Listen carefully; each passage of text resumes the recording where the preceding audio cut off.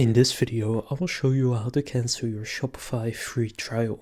To do this, go and open up Shopify, and in the bottom left of your screen, just go to Settings, and here click on Plan, which is the second option. Then here you can see your trial or subscription if you're already paying. Now we just click on Cancel Trial. Then you have some information here, click I have reviewed the information above and select Continue. Then what is the main reason for closing your store? For example, I'm switching to another platform. And then click Continue. Now your store will be closed and access to your data will be lost. So to continue, just enter your password and then confirm by clicking on Cancel Trial. And after clicking Cancel Trial, you will have cancelled your trial.